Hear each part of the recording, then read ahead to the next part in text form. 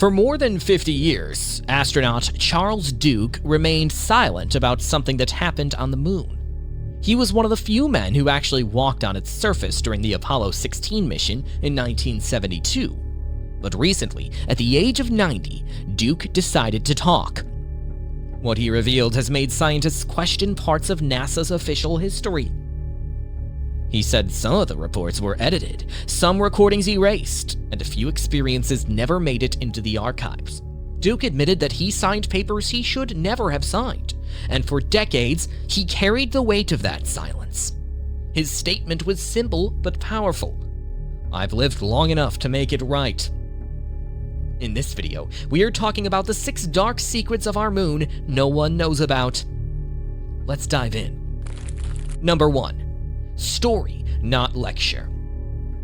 In April 1972, Charles Duke and Commander John Young were part of Apollo 16, the 5th mission that successfully landed humans on the moon. Everything seemed perfect. The spacecraft, the mission plan, the timeline. But a few hours after their safe return to Earth, things began to change. According to Duke, they were called into a closed-door meeting. The discussion was short and confidential. They were told that certain parts of their logs and mission reports would be redacted before being officially released. It was not a suggestion, it was an instruction. When he reviewed the final documents later, he noticed that some technical data had disappeared. A signal that had deflected 3 times at the same coordinates during orbit was not mentioned. The navigation system had lost its location for 13 minutes over the far side of the moon. That too was gone. Duke realized that the copy NASA released did not match the original data he had seen. Some entries were erased or rewritten. He did not complain publicly at the time because he believed the issue would eventually be corrected internally. It never was. Number 2. Constant microtension. The deeper Duke looked, the more strange details he found. The first issue was technical. Communication problems that forced the spacecraft to reorient itself in orbit. Then, during rotation, their instruments picked up electromagnetic interference that was never explained. John Young had even written a small note in his own handwriting. No discussion of Southern Lights of Orbit 2 as directed. Later, that note disappeared from the official archives in Houston. Duke remembered another incident that was never publicly shared.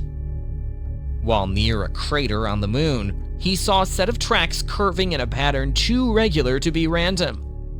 The marks were evenly spaced, deep, and unlike any rover or human footprint.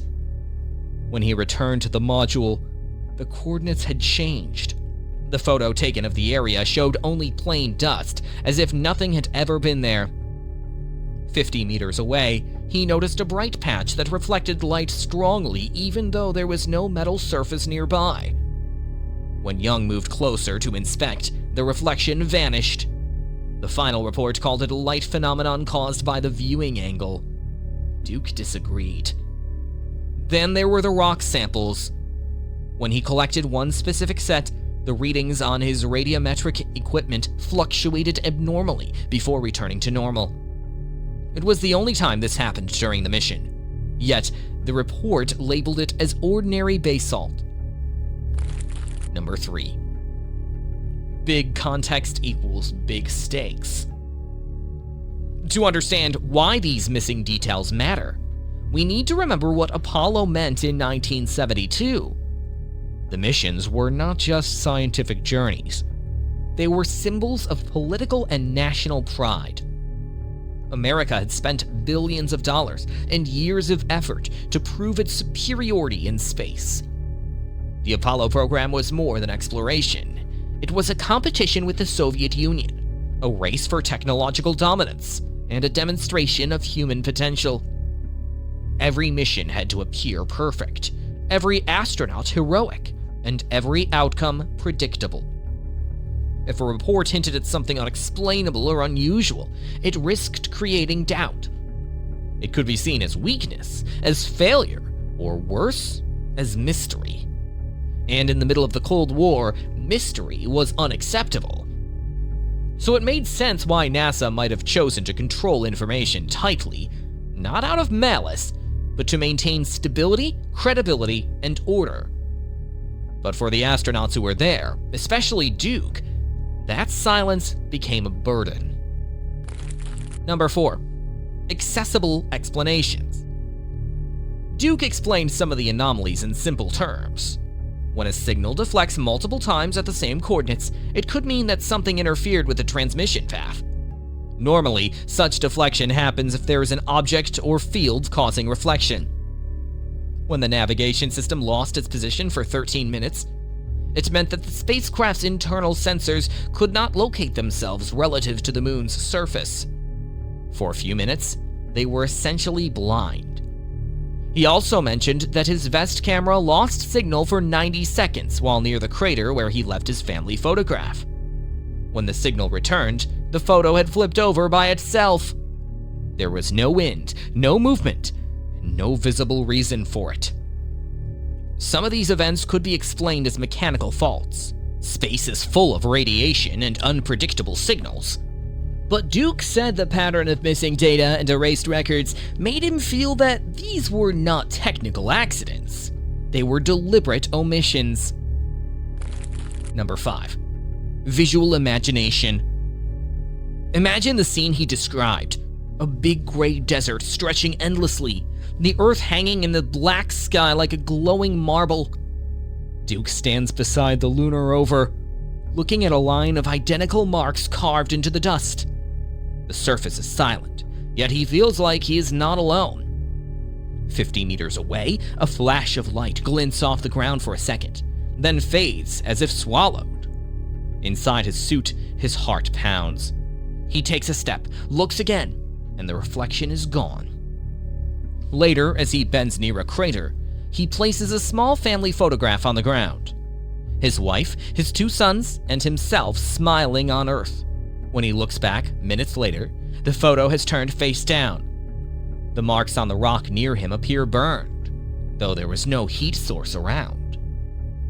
These are small moments, but they created a lifetime of questions.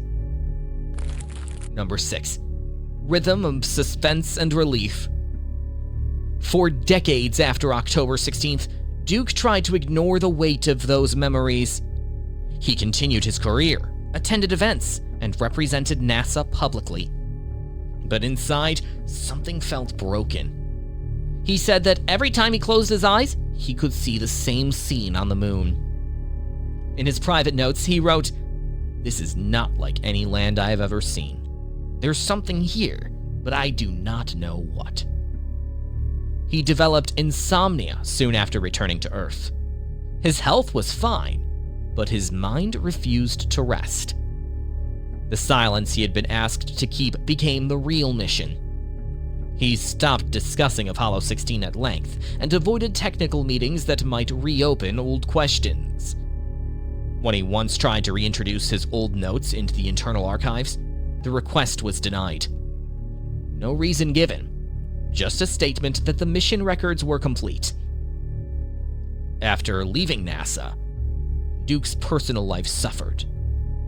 His wife, Dottie, said he had become distant and cold. They almost separated. He once typed a 70-page manuscript recounting everything that had happened, but destroyed it before finishing. He said he felt guilty for betraying his colleagues. Even years later, he would occasionally receive anonymous messages reminding him of his confidentiality pledge. None were direct threats, but the message was clear.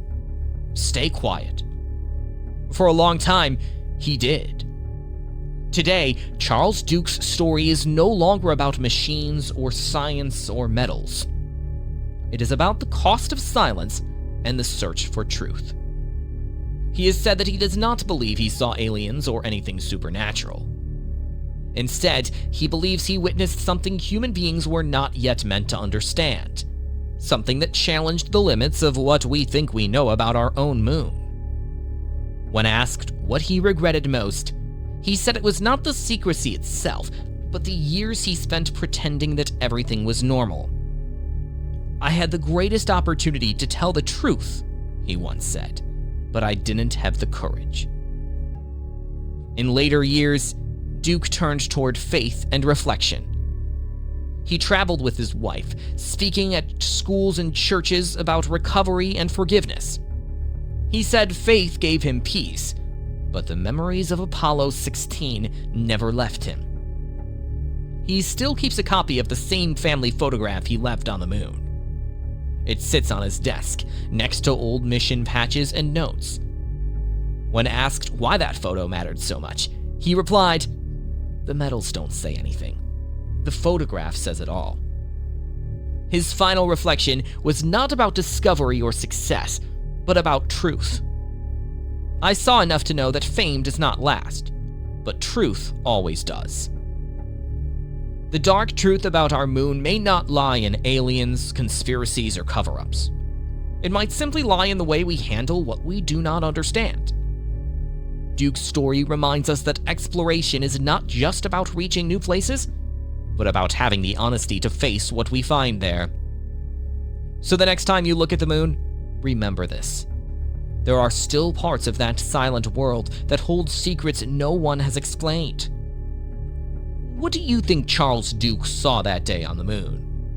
Was it just a technical glitch, a trick of light, or something far more mysterious? Leave your thoughts in the comments. And if you found this story worth thinking about, make sure to subscribe for more deep explorations into the mysteries that still surround our world.